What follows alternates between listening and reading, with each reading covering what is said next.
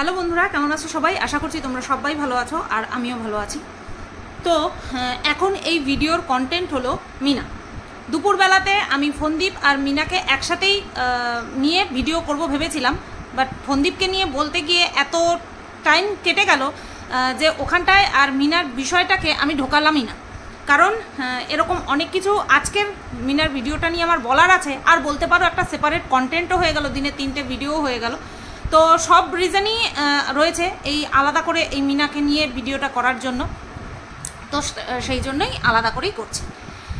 হ্যাঁ, গতকালকেই আমি সুনাম করছিলাম যে এই তো এখন 15 মিনিটের ওপরে প্রত্যেক দিন ভিডিও দিচ্ছে, 20 মিনিট, গতকালকে মনে হয় 24 মিনিটের একটা ভিডিও দিয়েছিল। আজকে সেই সুনামটা হঠাৎ করে দুর্নামে বদলে গেল কি না 9 মিনিটের ভিডিওতে চলে আসলো। না, প্রত্যেক দিন মানুষ একটা রেগুলারিটি মেনটেন করতে পারবে সেটা সম্ভব হয় না। খোদ মেশিনও কিন্তু গড়মিল করে, তাই না? একটা সময় রেগুলারিটি মেনটেন করতে করতে তার মধ্যেও প্রবলেম চলে আসে। আর আমরা তো মানুষ, প্রত্যেক দিন রেগুলারিটি মেনটেন করা সম্ভব হয় না টাইমিংয়ের ক্ষেত্রে। সেখানটায় ও যে রেগুলার ভিডিও দিচ্ছে এই যেন অনেক বড় একটা পাওনা। কাদের জন্য? আমাদের মতন কন্টেন্ট ক্রিয়েটারদের জন্য তো অবশ্যই সবার আগে, আর ভিউয়ার্সরা আছে যারা কিনা মিনাকে ভালোবাসে, ঠিক আছে? তো এই তো গেল ওর ভিডিওর লেন্থ নিয়ে কথা। তারপরে আসি এই যে ভিডিওটা কেন বেশি লেন্থি হলো না সেটা নিয়েও যে কথাটা বলেছে যে ওর মা অসুস্থ হয়ে যায়, মানে মিনার মা অসুস্থ হয়ে যায়, সেই কারণের জন্য ভিডিওটা লেন্থি হলো না। না, আমার মনে হয় না এটা কোনো কারণ। ভিডিও লেন্থি না করার পেছনে এটা কোনো কারণ হতে পারে না। হয়তো ওর একঘেয়েমি লাগছিল, যেরকমটা কিনা আমরা আগে দেখেছি যে ও কোথাও ঘুরতে বেরোলেই তারপরে সেই বিষয়টাকে ভিডিওর কন্টেন্ট হিসেবে তুলে ধরতে বেশি কমফোর্টেবল মনে করে এবং ভাবে যে বাইরে বেরিয়ে আমি যদি ভিডিও করি বা কন্ট্রোভার্সিয়াল কন্টেন্ট ছুড়ে দিই তাহলেই মানুষ দেখবে, নতবা দেখবে না। সেই কারণেও ওর মধ্যে একটা ওই যে বলে না একঘেয়েমি কাজ করে। কারণ মানুষের সঙ্গে কথোপকথন বা মানুষের আচার আচরণ দেখলে পরে বোঝা যায় যে আমি যখন একটা নতুন কন্টেন্ট দেখাই না প্রত্যেকটা মানুষের ক্ষেত্রে, তখন একটা ভেতরে কনফিডেন্ট কাজ করে, ঠিক আছে?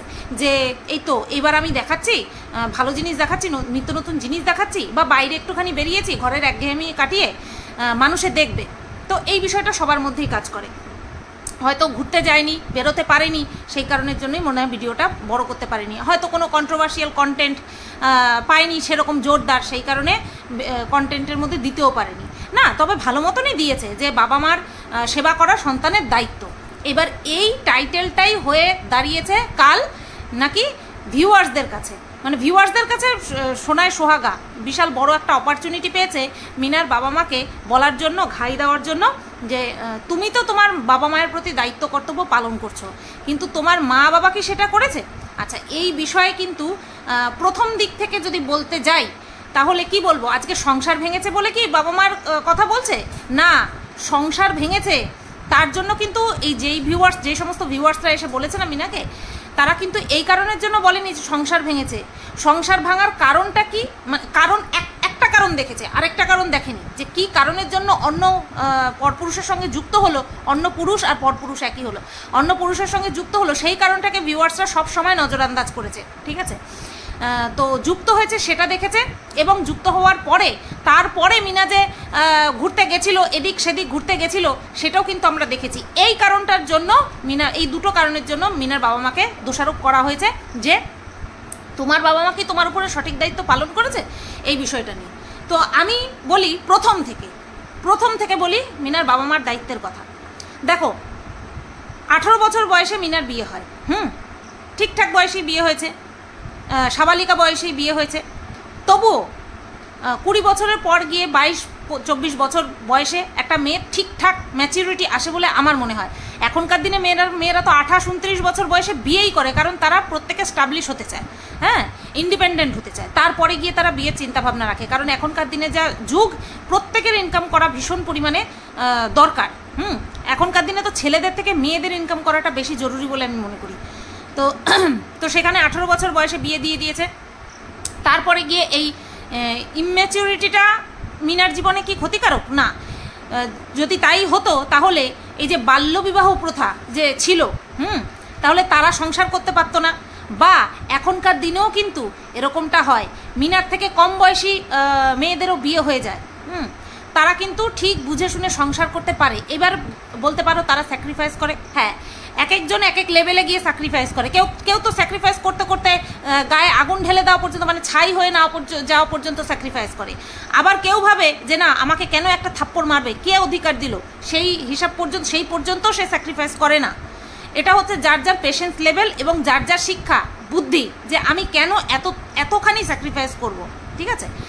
তো সেখানে এবার মিনাকেও অনেকে অনেক কিছু জ্ঞান দেয় যে আমরা কত কিছু সহ্য করেছি সংসার টিকিয়ে রাখার জন্য, ছেলে মেয়ের জন্য কত কিছু সহ্য করেছি।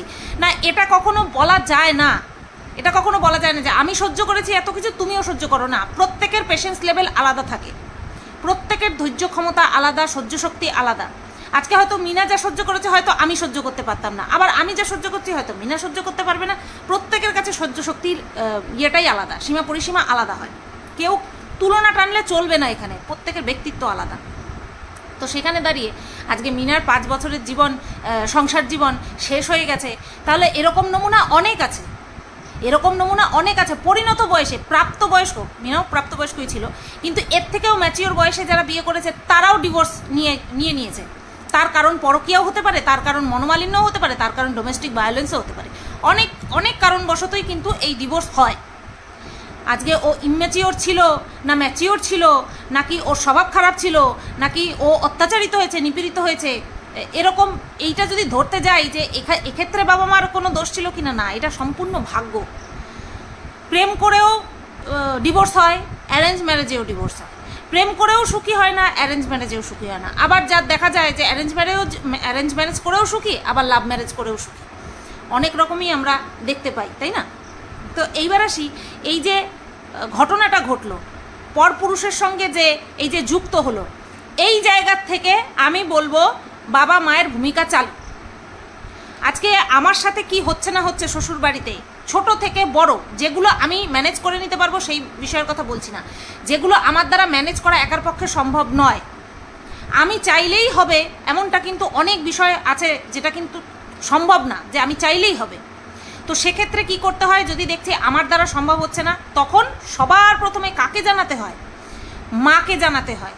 আমাদের মেয়েদের কথা বলছি, মহিলারা শুধু না, মেয়েরা শুধু না, ছেলেরাও কিন্তু যে কোনো একটা প্রবলেম হলে পরে আগে যদি কাউকে জানাতে হয় মাকে জানায়, বা দিদি ভাই বোন যদি কেউ থাকে সমবয়সী তাদের সাথে শেয়ার করে।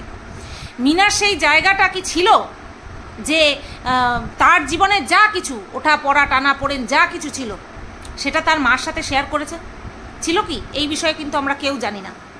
আজকে আমার সঙ্গে যদি আমার হাজব্যান্ডের কিছু, আমি সবার আগে কাকে জানাবো? এখন তো বোধ খুব হয়েছে, এখন অন্য কাউকে জানাবো না, আগে কাকে জানাবো? আগে জানাবো আবার মাকে।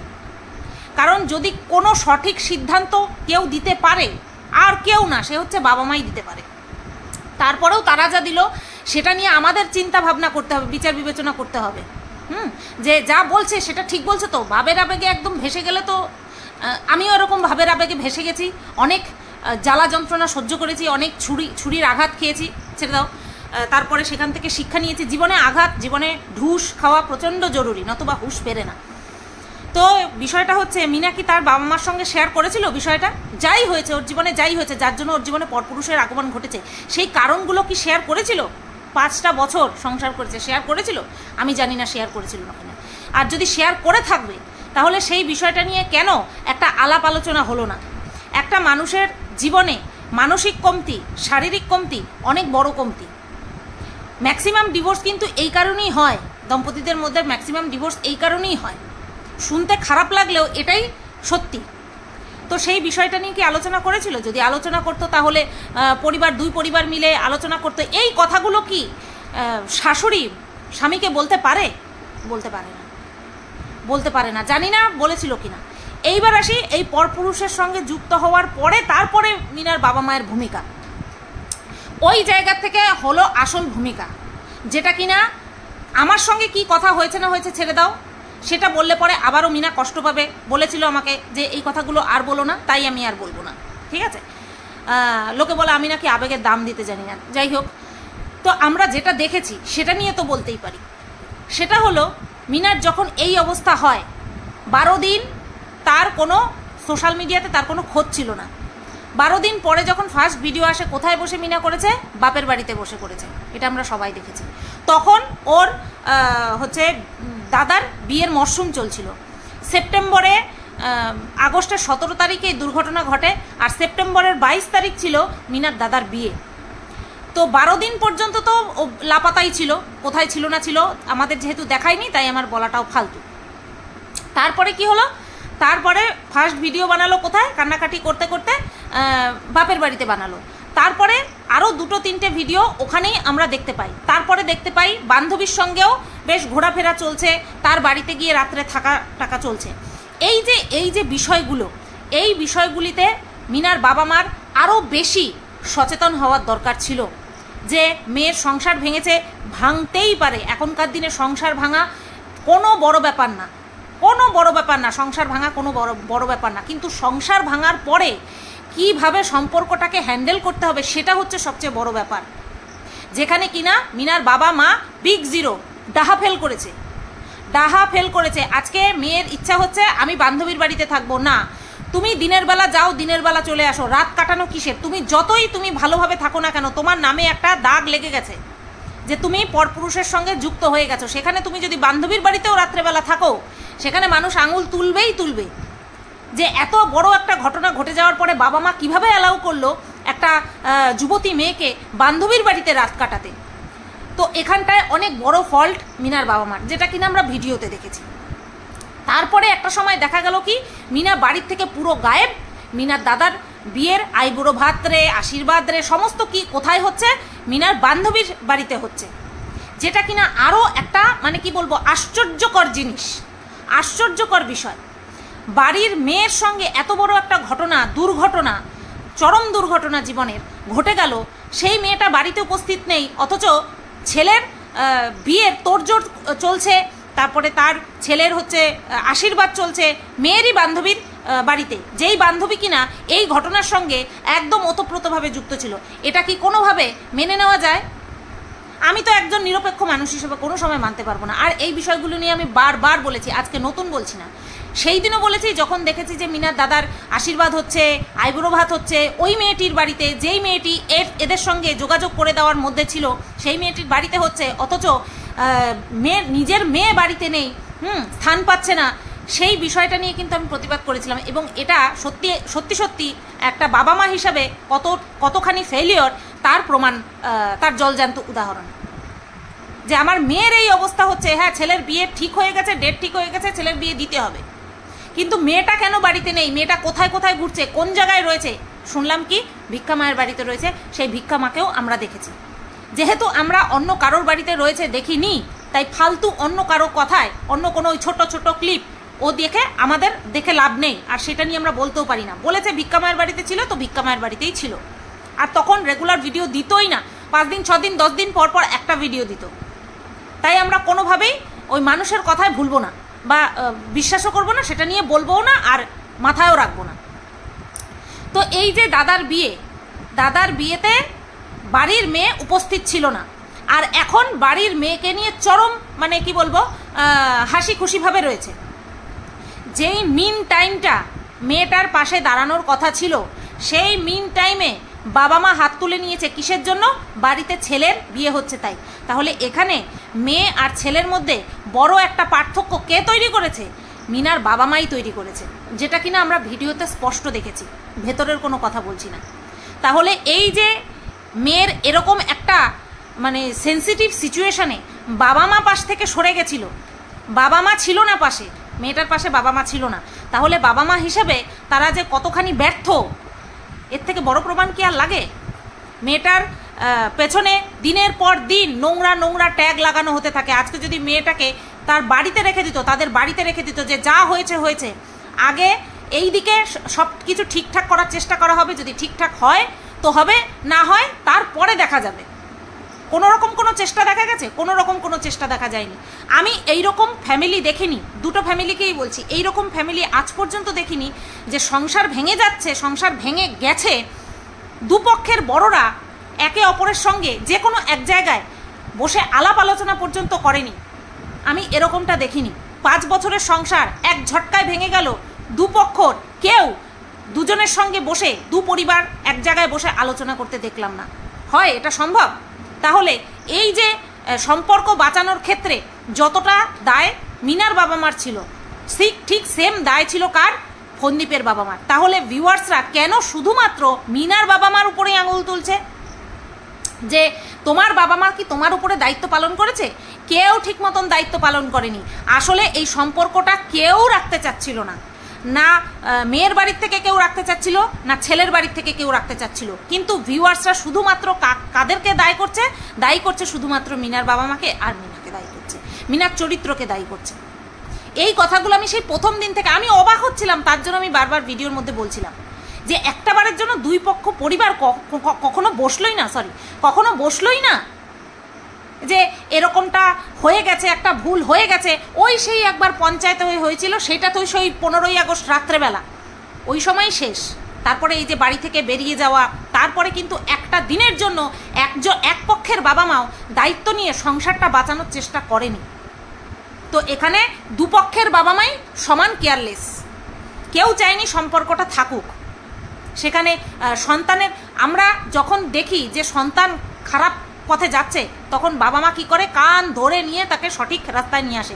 তো এখানে উদাসীন বাবা মায়ের ভূমিকা দুই পক্ষের বাবা মাই করেছে, শুধুমাত্র মিনার বাবা মা না। কিন্তু এদিকে ফন্দীপের বাবা মাও চেয়েছে এই মেয়ের কাছ থেকে একদম মুক্ত হতে, শুধুমাত্র ছেলেটাকে রেখে দিয়ে ব্যাস।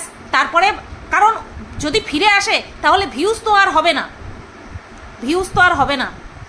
একবার ভেবে দেখো, যারা আমার এই ভিডিওটা দেখবে তারা একবার ভেবে দেখো কথাগুলো আমি ঠিক বলছি কিনা। গা হেলামো প্রত্যেকে দিয়েছে, কেউ চায়নি সম্পর্কটা টিকুক, কেউ চায়নি। মিনার ঠাকুমা যখন ওই ছেলের বিয়ের সময় ওই রকম সিচুয়েশনে নাচ করছিল, তখনও আমি বলেছিলাম যে এরা কি ধাতু দিয়ে তৈরি, মেয়ের জীবন শেষ হয়ে গেছে আর ছেলের বিয়েতে নাচ করছে। কোনো সময় চক্ষু লজ্জার খাতিরে এইরকম সিচুয়েশনে কোনো মেয়ের মা নাচ করতে পারে না নাচ করতে। তো এখানে সবই অদ্ভুত। এই ইউটিউবে এসে এই সমস্ত নমুনা আমরা দেখতে পাই, যেটা কিনা আমরা কল্পনাও করতে পারি না। আর মানে কি বলবো, একেবারে যারা নাম পরিচয়হীন, এখানে নাম পরিচয়হীন বলতে আধার কার্ড আবার যুক্ত করে দিও না, যারা একেবারেই গরিব, তাদের মধ্যেও এই ওটাকে কি বলে তোমার দায়িত্ববোধ, এই দায়িত্ববোধটুকু সন্তানের প্রতি থাকে যে সন্তানদের সংসার ভেঙে যাচ্ছে, বাবা মা হিসাবে কি কর্তব্য করলাম মেয়ের বা ছেলের সংসারটা বাঁচানোর জন্য কি করলাম। তো বললে অনেক কিছুই, বুঝলে অনেক কিছুই, ভাবলে অনেক কিছুই, মানলেও অনেক কিছুই, কিন্তু আমরা কোনোটাই করব না। একজনকে যদি দোষারোপ করতে চাই তাহলে তাকে দোষারোপ করতেই থাকবো। ঠিক আছে, সে যতই আমরা অন্যায্য কথা বলি না কেন, আমার দ্বারা ওটা হলো না বলেই আমি সবার চক্ষুশূল। আমি কারোর ভালো হয়ে থাকতে পারলাম না, কারোর সঙ্গে থাকতে পারলাম না, এই কারণের জন্য। কারণ না মিনার বাবা মা ঠিক কাজ করেছে, না ফন্দীপের বাবা মা ঠিক কাজ করেছে। তো আমি যদি দুজনকেই ভুল বলি, আমাকে কে সঙ্গে নেবে? দরকার নেই। আমি আমার সঙ্গে থাকলেই হলো, আমার বিবেককে আমার সঙ্গে রাখলেই হলো, আর আমার চ্যানেল আমার সাথে থাকলেই হলো, আর কাউকে আমার দরকার নেই। ভিডিওটা ভালো লাগলো না খারাপ লাগলো অবশ্যই কমেন্ট করে জানিও। ঠিক বললাম না ভুল বললাম কমেন্ট করে জানিও। তো চলো, টাটা, গুড নাইট।